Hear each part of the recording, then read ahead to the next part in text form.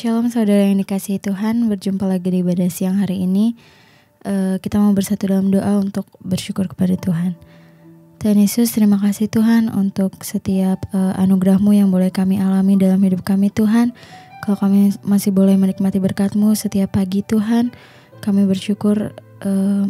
Kalau sebentar lagi kami ingin memuji dan meninggikan nama-Mu Tuhan, hadirlah di tengah kami.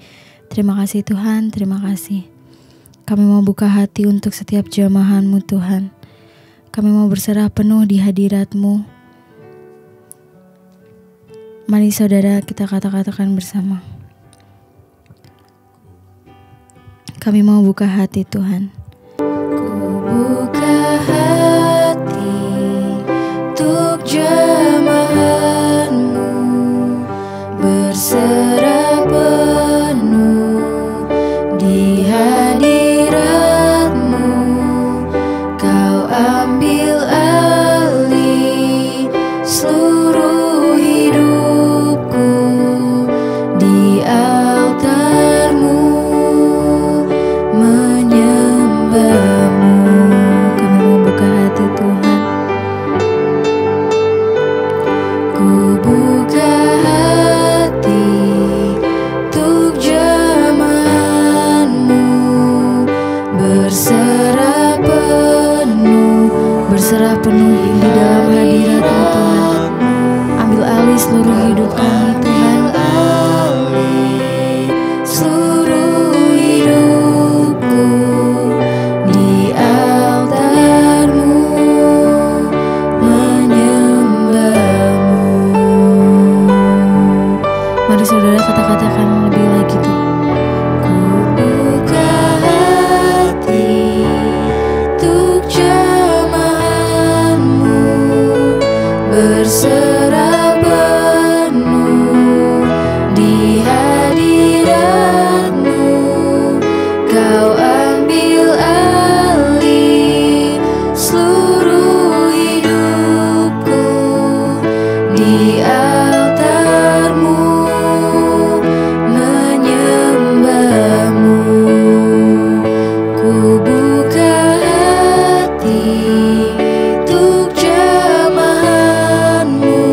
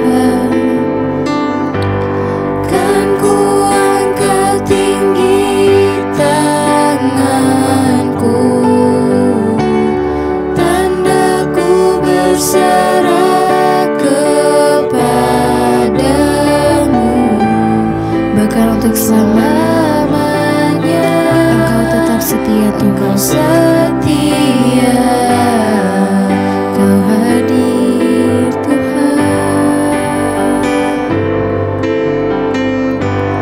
Kau hadir di setiap langkahku.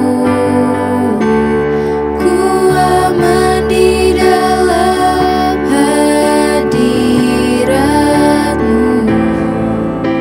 Kau buktikan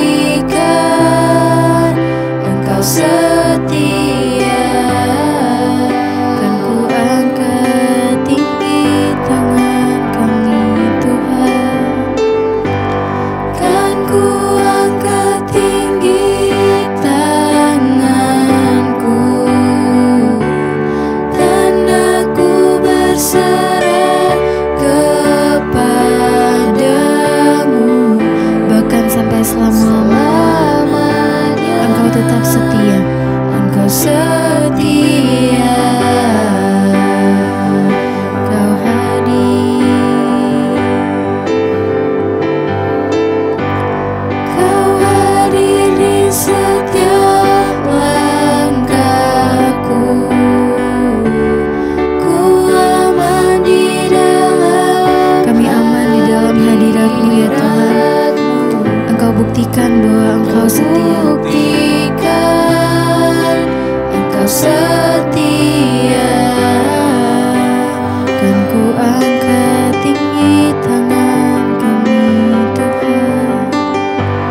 Kan ku angkat tinggi tanganku, tanda ku berserah kepadamu.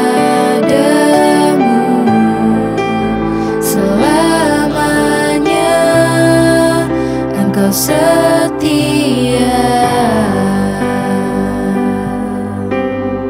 Terima kasih Bapa, kami mengucap syukur buat hari ini, hari yang Tuhan jadikan. Kami bersyukur Tuhan kalau kami masih boleh beribadah dalam ibadah online.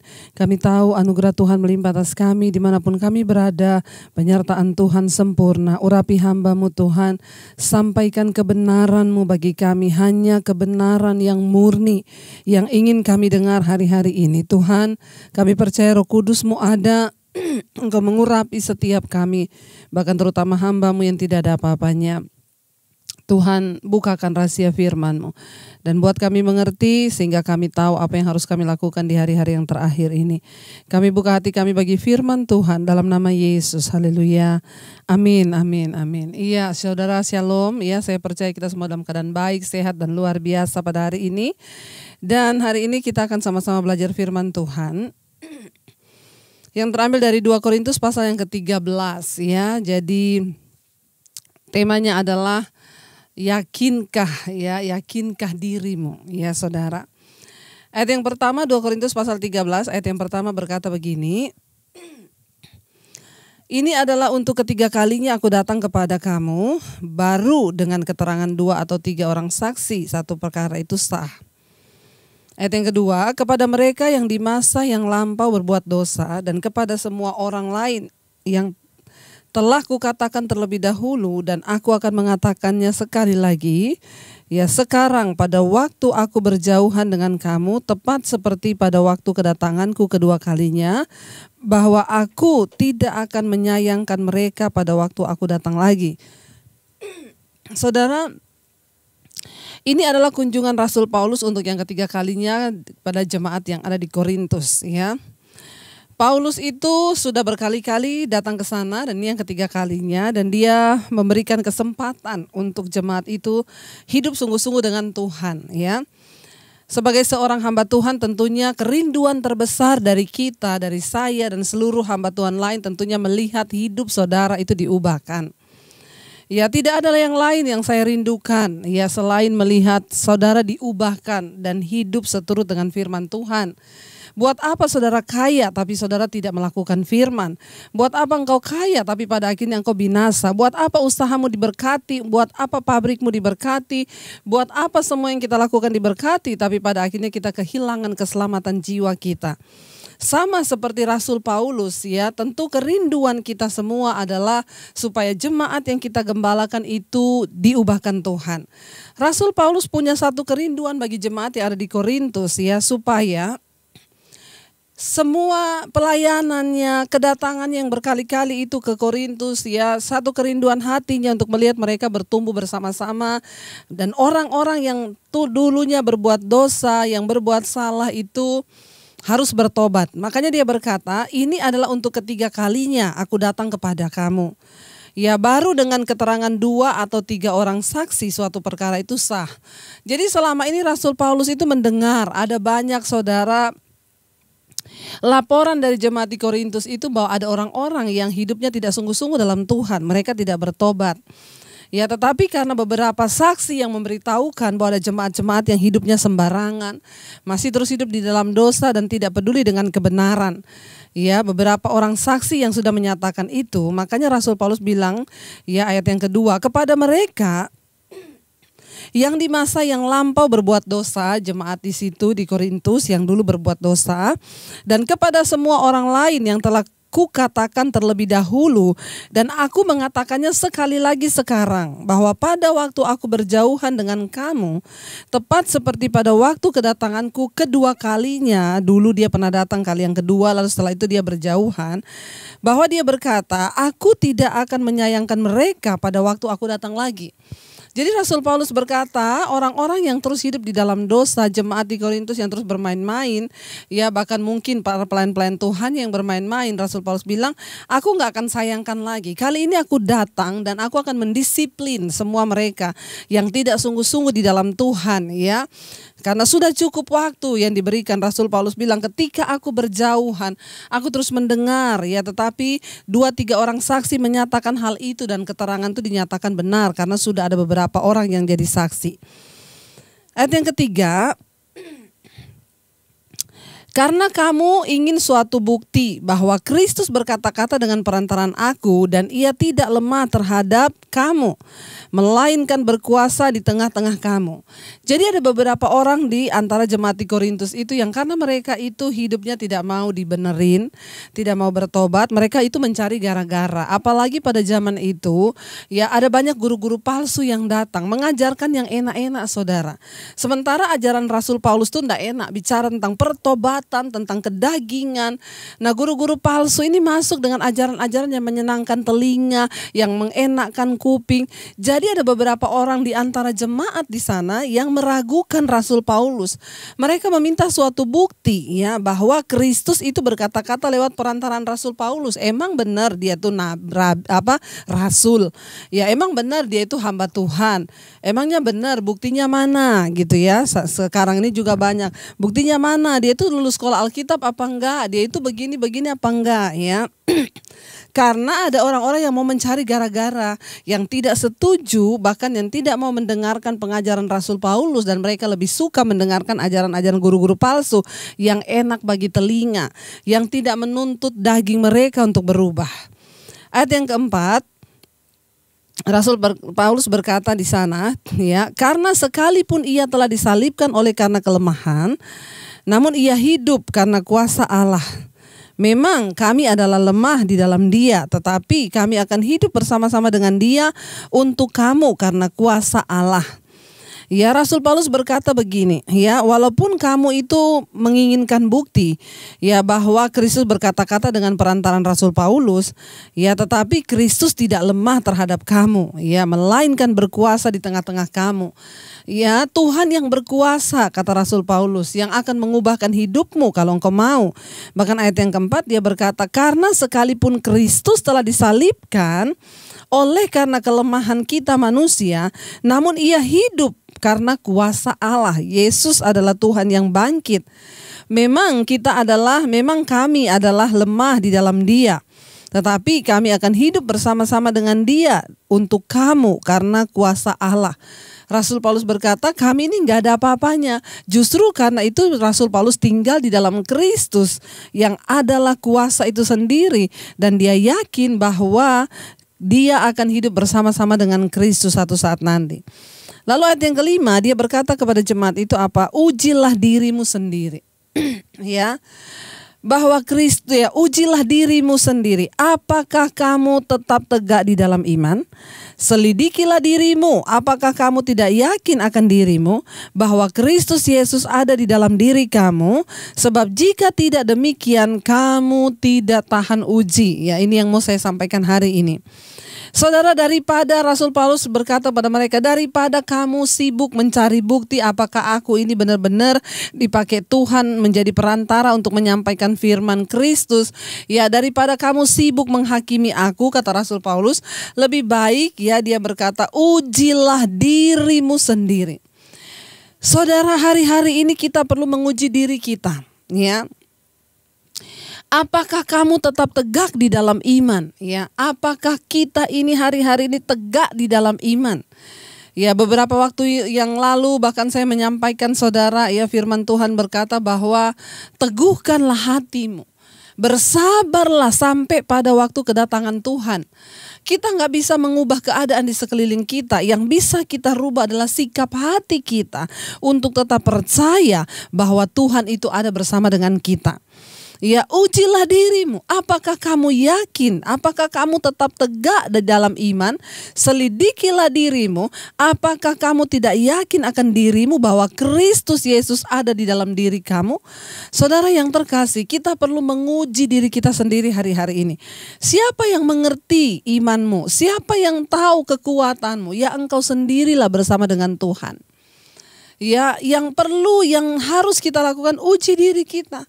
Ya, apakah ketika kita dalam persoalan kita itu mengandalkan yang lain atau kita tetap mengandalkan Tuhan?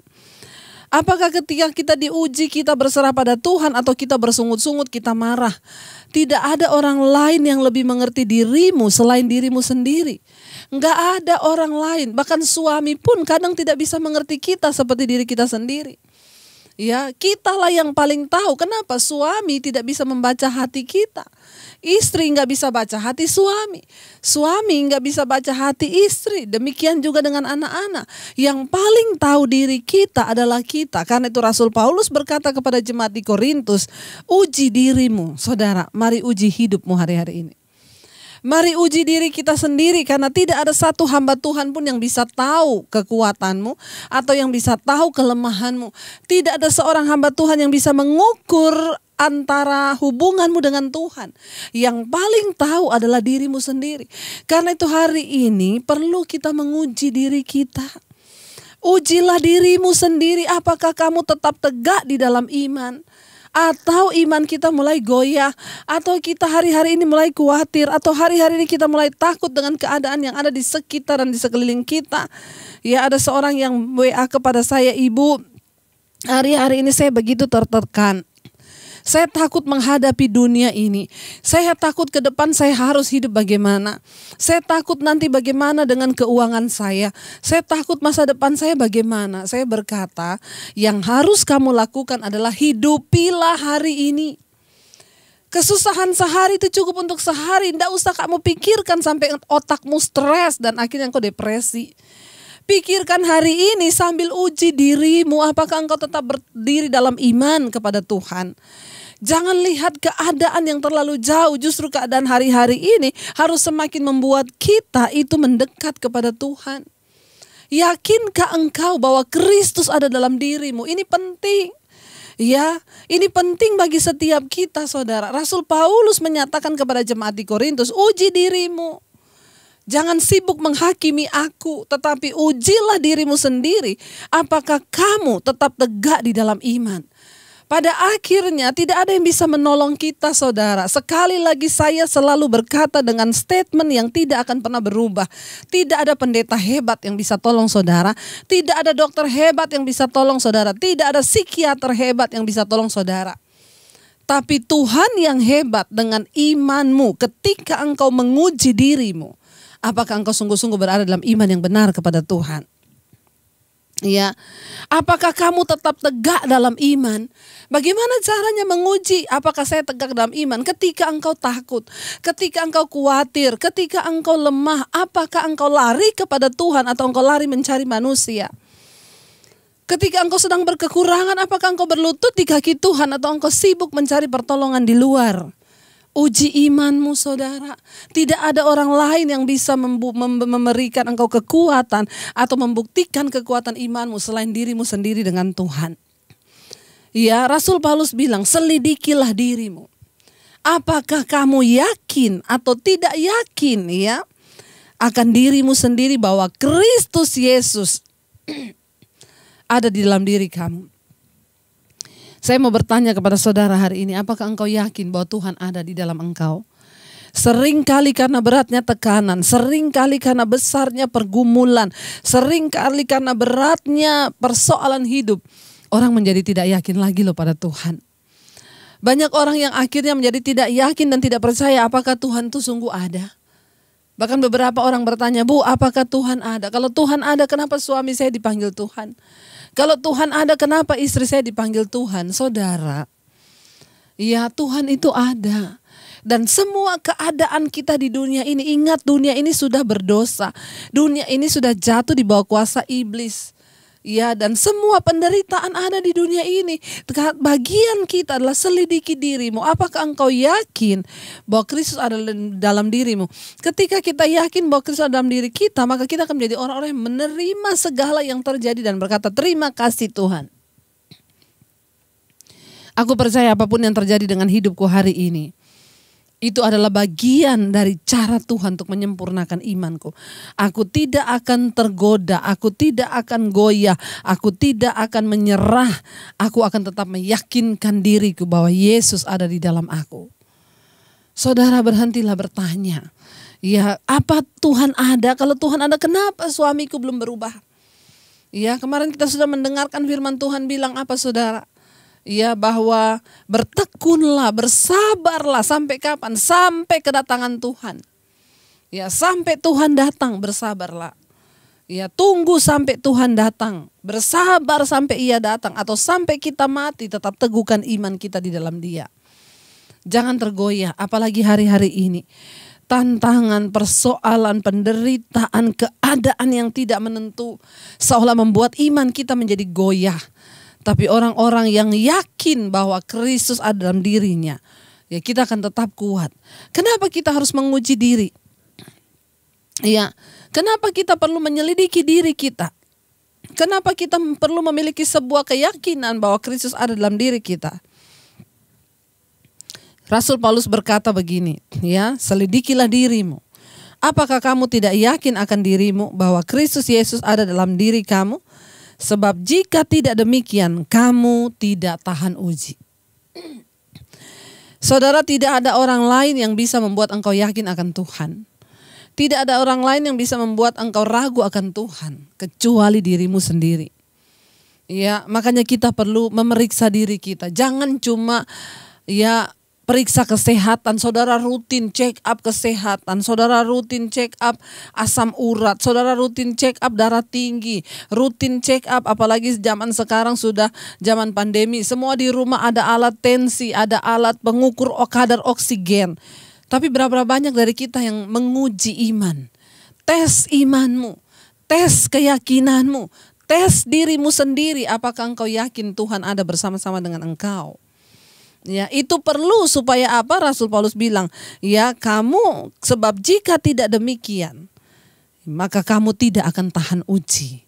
Nah, kenapa banyak orang jatuh berguguran imannya hari-hari ini? Kenapa banyak orang akhirnya kalah menghadapi tantangan zaman ini? Karena apa saudara? Mereka tidak pernah menguji dirinya. Mereka nggak pernah menguji imannya. Mereka tidak pernah menguji keyakinannya kepada Tuhan. Apakah Tuhan itu sungguh-sungguh ada dalam engkau? Apakah imanmu tetap teguh di dalam Dia? Atau kita cuma sekedar jadi orang Kristen yang ikuti ibadah tapi hidup kita nggak pernah berubah. Kita nggak pernah yakini firman. Kita ini biasa-biasa aja saudara dengan firman. Ingat loh saudara, kita ini sedang ada dalam sebuah perjuangan untuk sebuah hidup dalam kekekalan. Dan ini adalah sesuatu yang sangat berharga. Yang lebih berharga dari segala kekayaan apapun di dunia ini. Karena goal dari kehidupan setiap anak Tuhan itu adalah kehidupan yang kekal bersama dengan Dia. Bukan soal di dunia ini. Di dunia ini mungkin kita menderita, bersyukur saja. Di dunia ini mungkin kita nggak kaya, bersyukur saja. Yang penting kita bisa melewati setiap hari-hari kita bersama dengan Tuhan. Kita ingat, selalu saya berkata, kita tidak bisa mengendalikan semua keadaan. Bahkan di saat mungkin suami kita dipanggil Tuhan, istri kita dipanggil Tuhan, anak kita tidak bisa mengendalikan semua itu. Bagian kita hanyalah belajar menerima setiap kenyataan yang Tuhan izinkan. Terus hidup di dalam pertobatan. Terus menguji diri, Tuhan, apakah aku ini sudah berkenan di hadapan-Mu? Tuhan, apakah ada iman di dalam diriku? Tuhan, aku ingin menguji keyakinanku di dalam Engkau. Ketika aku dalam persoalan, apakah aku mencari Tuhan? Apakah aku lari di kaki Tuhan atau aku lari pada yang lain? Kita perlu menguji diri kita supaya apa? Karena kalau kita tidak menguji, kita nggak tes selayaknya seperti kita tes kesehatan.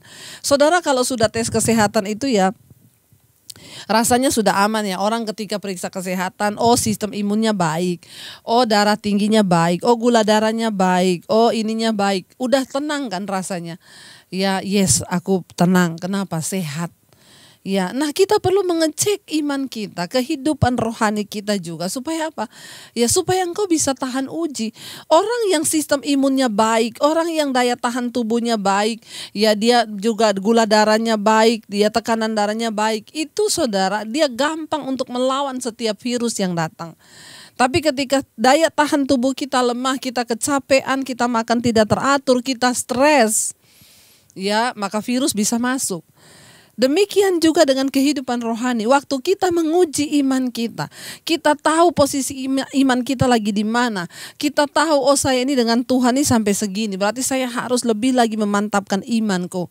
Ya, nah ketika kita ini mendapati iman kita sehat, kita teguh berada di dalam Dia, kita menguji diri kita, maka firman Tuhan bilang, engkau adalah orang-orang yang tahan uji.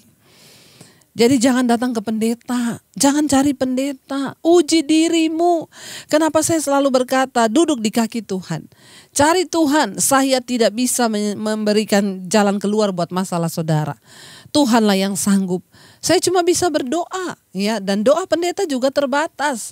Ya, tetapi ketika engkau sendiri yang datang kepada Tuhan, engkau menemukan pribadinya, engkau menemukan kehendaknya, engkau menemukan jalan-jalannya, maka saudara, engkau akan menjadi pribadi yang tahan uji, yang tidak lagi sedikit-sedikit datang sama pendeta, yang tidak lagi sedikit-sedikit cari orang lain, tapi engkau mencari Tuhan. Percayalah, Dia Tuhan yang terus dan mau untuk selalu menyatakan mujizat dan pertolongannya dalam hidup kita. Tapi seringkali kita tidak melihat itu. Kenapa? Karena iman kita mudah goyah. Saudara, saya berdoa dan saya percaya hari-hari ini, biar kita semua mau jadi orang yang tahan uji. Sama seperti kita yang rindu melihat anak-anak kita bertumbuh dewasa. Demikian juga Tuhan. Tuhan rindu melihat saudara bertumbuh dewasa. Orang yang dewasa kelakuannya berubah. Orang yang dewasa hidupnya berubah. Karena itu hari ini, saudara yang masih terikat dengan dosa, saudara yang masih terikat dengan kenajisan, dengan percabulan, perselingkuhan, tinggalkan semua itu. Belajar untuk menyenangkan Tuhan. Supaya apa? Engkau tahan uji. Ke depan ini gelombang masalah, gelombang yang lebih besar akan datang. Kenapa? Kita ada di akhir zaman dan firman Tuhan sudah bilang, ya akan datang masa yang sukar di akhir zaman. Kita nggak bisa kendalikan keadaan ini. Bahkan kita berdoa supaya virus corona ini pergi. Tapi kalau masih ada, apa yang bisa kita lakukan? Hanya menerimanya dan berusaha menguatkan iman kita. Menguatkan sistem imun kita. Kita nggak bisa lawan virus ini cuma dengan menguatkan sistem imun kita. Demikianlah kita harus menguatkan sistem iman kita. Kenapa saudara? Masalah datang kita nggak bisa protek. Masalah datang kita nggak bisa tolak kalau Tuhan izinkan. Tapi orang yang sudah menguatkan sistem imannya, ya mereka akan tetap kuat bersama dengan Tuhan. Kita nggak bisa pegang kendali. Yang bisa kita lakukan adalah kuatkan dirimu, kuatkan hatimu, bangun kehidupan rohanimu. Ujilah dirimu, kata Rasul Paulus, apakah engkau yakin Kristus ada dalam dirimu? Mari saudara, kita mau datang di kaki Tuhan hari ini. Berhentilah bertanya, berhentilah marah, berhentilah kecewa, apalagi kepada Tuhan. Kita tidak bisa pegang kendali atas apapun di hidup ini, bahkan keadaan di hidup kita. Kalau hari ini mungkin engkau sedang sakit atau engkau apapun, engkau kehilangan orang-orang yang engkau cintai, mari datang pada Tuhan. Biar kita mau menguji diri dan iman kita supaya kita terbukti menjadi orang-orang yang tahan uji. Mari katakan di hadapan Tuhan, Ujilah aku Tuhan, cobalah aku Tuhan, selidiki hatiku dan batinku, mataku tertuju padamu. Lebih lagi katakan, ujilah, ujilah aku Tuhan, cobalah, cobalah aku Tuhan. Katakan, selidiki, selidiki hatiku dan batinku, mata kami, mataku tertuju padamu. Biar hari ini kita mau berkata pada Tuhan, ujilah kami Tuhan, mata kami akan tetap tertuju kepadamu. Mungkin hari-hari ini kami sedang ada dalam masa-masa pengujian. Kami sendiri mau menguji diri kami. Apakah kami yakin bahwa Tuhan ada di dalam hidup kami? Karena jika tidak demikian, maka kami tidak akan tahan uji. Biar hari ini kami mendapati bahwa kami memiliki iman yang teguh kepada Tuhan. Biar hari ini kami mendapati bahwa kami teguh berdiri di dalam Engkau, karena kami percaya Engkau Tuhan yang pegang kendali atas hidup kami. Bapa, berikan kami kekuatan untuk terus hidup di dalam perkenanan-Mu, untuk terus mempercayai firman-Mu. Hamba berdoa untuk setiap anak-anak-Mu hari ini yang mengikuti ibadah online ini. Berikan kekuatan bagi mereka Tuhan, untuk terus berjuang di hari-hari yang sulit ini, agar kami keluar sebagai pemenang, bahkan lebih daripada pemenang. Berkati setiap mereka yang ada dalam persoalan yang berat, Tuhan Engkau menjadi kekuatan. Biar kami mau membangun diri kami Tuhan, untuk terus Bapa membawa hidup kami ini sungguh-sungguh di dalam keteguhan iman kepada Tuhan. Terima kasih Tuhan, yang sakit Engkau sembuhkan, yang beban berat Engkau berikan kelegaan. Hari ini kami percaya kami adalah orang-orang yang berkemenangan dalam Tuhan. Kami tidak ingin kalah, tapi kami mau menang bersama dengan Tuhan. Berkati setiap mereka yang mendengarkan dan mengikuti ibadah pada siang ini. Kami tahu kami punya Tuhan yang hebat, Yesus yang lebih besar daripada masalah dan pencobaan kami. Sampai di garis akhir nanti, ketika Engkau panggil kami atau Engkau datang kali yang kedua, biar Engkau dapati kami berkenan Tuhan. Kami terus melepaskan berkat bagi bangsa Indonesia. Shalom Indonesia. Berkati Bapak Presiden Jokowi, wakilnya dan seluruh jajaran kabinet yang ada, semua aparat yang ada di atas bangsa ini. Penyertaan Tuhan sempurna buat Indonesia. Diberkati tanahnya, diberkati rakyatnya. Terima kasih Bapak. Kami percaya anugerah-Mu tercurah bagi setiap kami. Karena itu kami membuka hati dan tangan kami untuk menerima berkat Tuhan. Diberkatilah Engkau dalam kehidupan-Mu, diberkatilah rumah tangga-Mu, diberkatilah pekerjaan-Mu, diberkatilah kesehatan-Mu, diberkati keuangan-Mu, dan Engkau akan menjadi berkat bagi banyak orang. Terimalah kiranya berkat dari Allah Bapa, cinta kasih dari Tuhan Yesus Kristus, penyertaan Allah Roh Kudus menyertai hidup-Mu. Mulai dari hari ini bahkan sampai kali yang kedua Tuhan Yesus datang menjemput kita, nama-Mu tercatat di dalam kitab kehidupan. Dalam nama Tuhan Yesus yang percaya diberkati, katakan bersama, amin, amin. Tuhan Yesus memberkati. Shalom dan happy Sunday. Sampai berjumpa di Mesbah Doa nanti malam. Shalom.